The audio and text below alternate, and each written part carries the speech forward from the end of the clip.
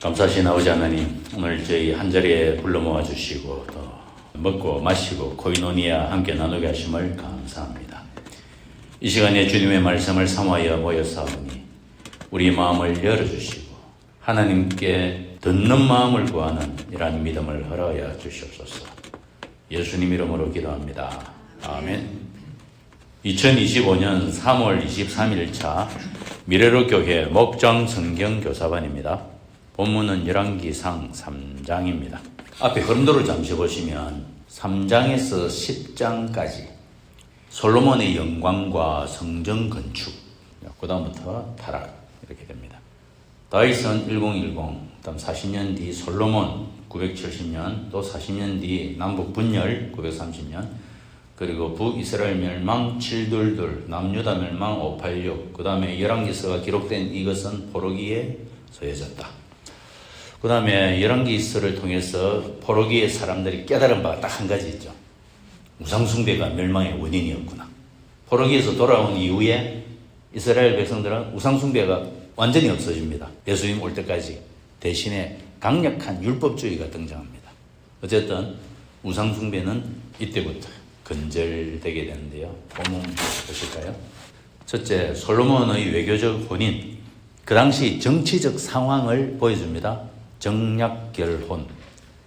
바로의 공주 솔로몬이 아내로 맞이하였다. 그 당시 이집트 공주가 외국에 시집 가는 일은 매우 드물었다고 하는데 솔로몬에게 시집을 왔다. 이것은 솔로몬 왕국이 국제적으로 인정받는다. 나라가 아주 국제적으로 지위가 향상이 되었다. 이것을 말해줍니다. 외교적으로는 동맹을 맺는다는 것은 상당히 도움이 됩니다. 군사비가 전략이 되고 또 서로 무역을 해서 무역 수지가 좋아지고, 그런데 신앙적으로는 나쁩니다. 신앙적으로는 그 나라의 우상까지도 다 도입을 하기 때문에 타협의 길을 가고 결국은 타락할 것이라는 암시를 하고 있습니다. 세상 사람들은 이것을 지혜다 이렇게 말하지만은 영적으로 보면 신앙적으로 암세포가 한 개 침투를 하면 우리 몸에 암세포가 하나가 딱 들어오면 몸이 장차 망가집니다. 시간 문제입니다. 그런 일이 1절부터 암시를 하고 있습니다. 솔로몬의 첫 시작 때 바로의 딸과 혼인하였다. 자, 그럼에도 솔로몬은 이때 20대입니다. 순수합니다. 열정이 있습니다. 그것이 기본 산당에서 큰 번제를 드림으로 나타나지요. 2절과 3절을 보시면 여러 산당이 굉장히 많았다는 말씀을 하고 있습니다. 산당이 굉장히 많았는데 그 당시 산당의 종류는 가나안 원주민이 섬기는 가나안 산당이 있고 이스라엘 백성이 섬기는 하나님 산당이 있고, 그 다음에 이 산당이 위치하는 자리는 보통 명당, 좋은 자리에 차지하고 있기 때문에 그곳에는 가나안 산당도 있고 하나님 산당도 있고, 가나안인들은 그 산당에서 제사를 드릴 때는 바알과 아스다로스에게 풍요의 제물을 드리고, 그 다음에는 반드시 번식을 상징하는 종교적 매춘 행위를 함으로 자기의 신을 섬기는데, 문제는 그 근처에 있는 하나님 산당에 출입하는 이스라엘 백성들이 이것을 보고 배운다는 것이죠.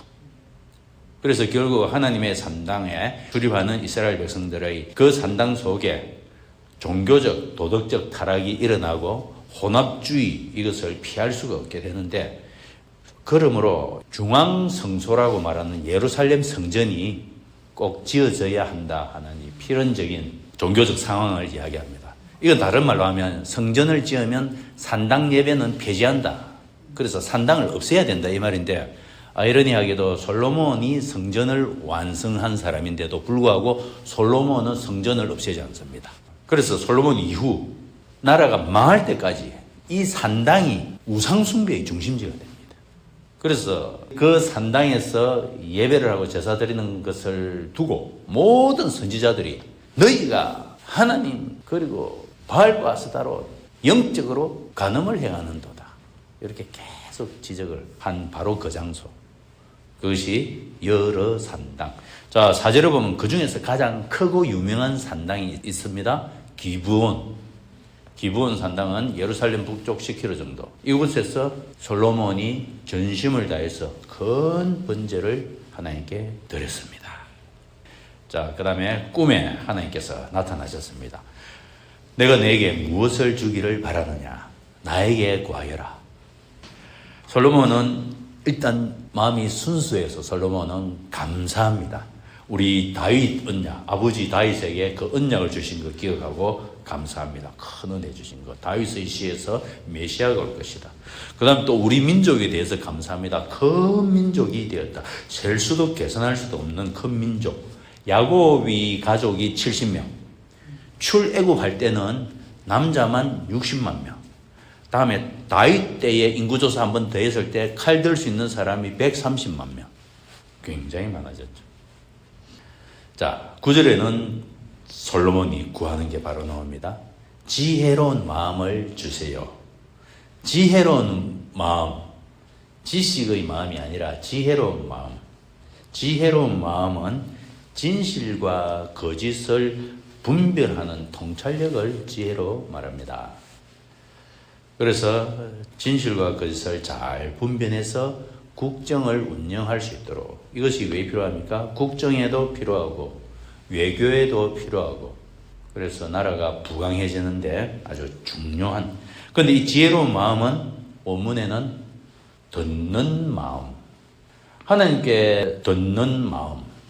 솔로몬이 하나님의 음성을 잘 듣고 있을 때는 항상 지혜롭게 분별을 잘하고 실수하지 않습니다. 그래서 오늘 제목이 그렇습니다. 하나님께 듣는 마음을 구하세요. 이것은 지혜로운 마음을 구하세요. 그 말씀입니다. 잠언서 3장 5절 6절. 너는 마음을 다하여 여호와를 의뢰하고 내 명철을 의지하지 말라. 너는 범사의 그를 인정하라. 그리하면 내 길을 지도하시리라. 이 당시 솔로몬의 고백이죠. 정확한 표현입니다. 마음을 다해서 여호와를 의뢰하면 너의 길을 지도하실 것이다. 그것을 하나님께서 잘 보여주고 계십니다. 자, 그리하여 주님은 이 솔로몬의 기도, 이것이 마음에 들었습니다. 하나님을 기쁘시게 하는 기도입니다. 그래서 하나님께서 지혜롭고 총명한 마음을 준다. 그리고 아울러 13절에 부귀와 영화도 함께 주겠고, 14절에 오래 살도록 해주겠다. 그런데 솔로몬은 오래 살지 못했습니다. 60살에 죽습니다. 20살에 왕이 되어서 40년 뒤 60살에 죽고, 다윗은 30살에 왕이 되어서 7살에 죽고, 솔로몬이 14절 아비 다윗이 한 것과 같이 하나님의 음성을 계속 잘 들었다면 그는 장수를 했을 것이다. 이렇게 봅니다. 솔로몬이 깨어나서 보니 꿈입니다. 그래서 예루살렘으로 가서 언약궤 앞에 서서 이렇게 했는데, 이 언약궤는 다윗이 언약궤만 옮겨온 것입니다. 그래서 다윗 성에 두고 거기 장막을 쳐서 보관하고 있는, 그러므로 이것을 예루살렘 장막이라 이래 부르고요. 기본 장막에는 번제단이 있습니다. 부살레엘이 놋으로 만든 놋 번제단은 기본 장막이 있고, 예루살렘 장막에는 법궤가 있고, 그래서 예루살렘에 와가지고 예루살렘 장막에서 또 번제와 화목제를 드렸습니다. 16절부터는 친자 확인 소송, 두 장녀 사이에 벌어졌습니다. 이 두 장녀 사이에 친자 확인 소송 내용이 성경에 왜 기록이 되어 있는가?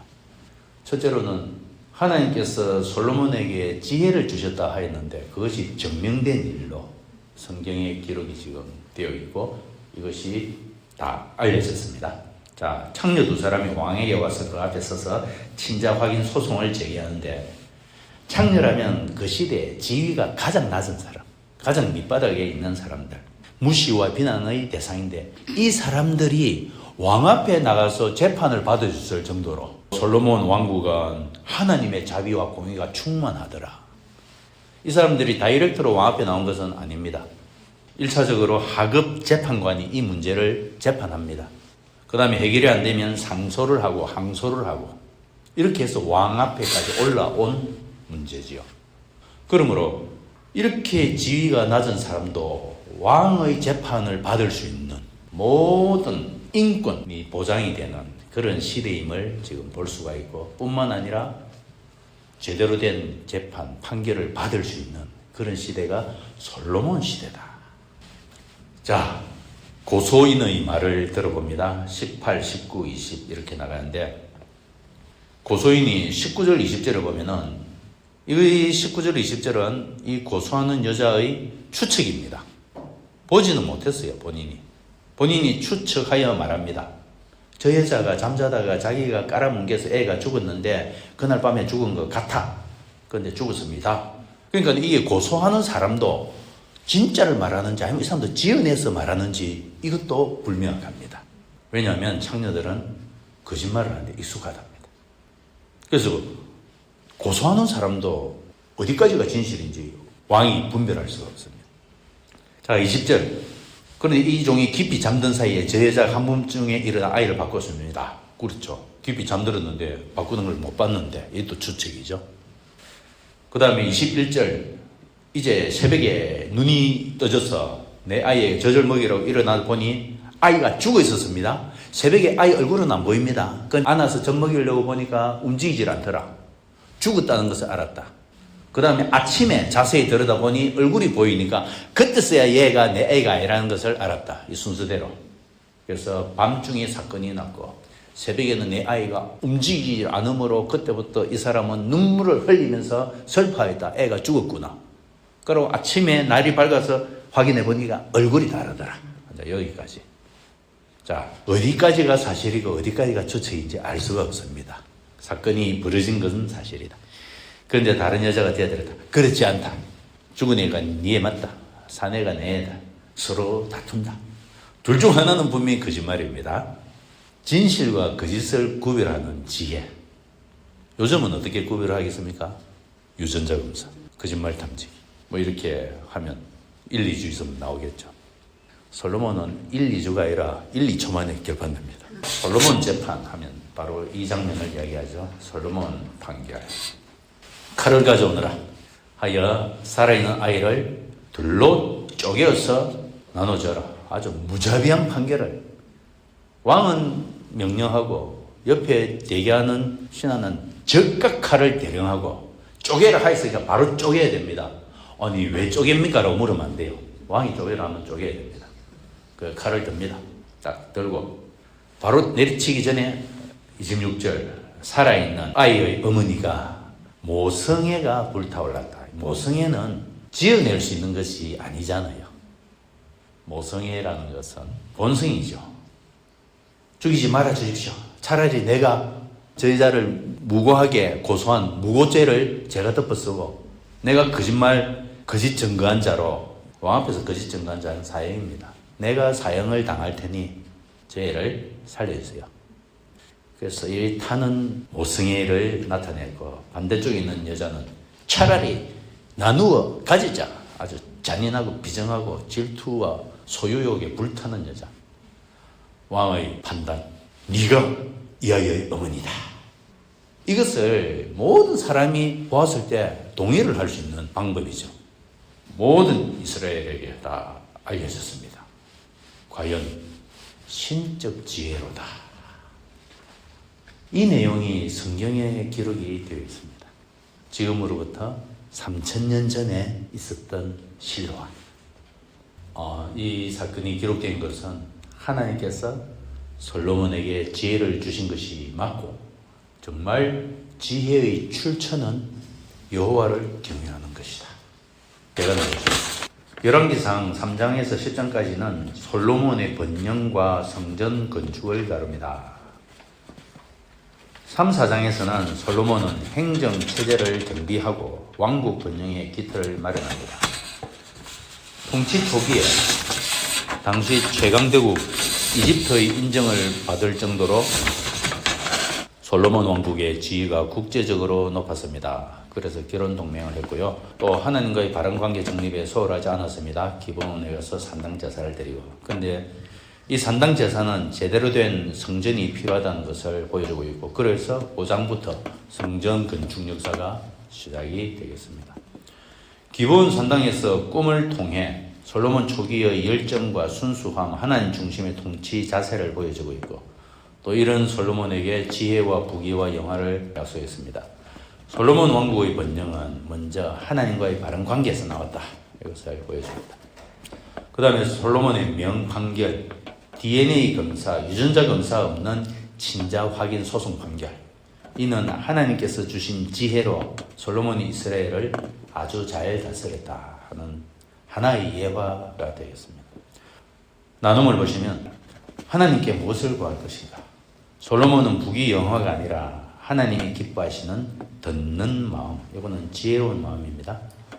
지혜로운 마음은 듣는 마음을 구했습니다. 신약 성도인 우리는 무엇을 하나님께 간구합니까? 우리의 기도는 하나님의 뜻과 일치합니까? 예수님은 먼저 하나님의 나라와 그의 의를 구하라. 그리하면 이 모든 것을 너희에게 더하시리라고 하셨습니다.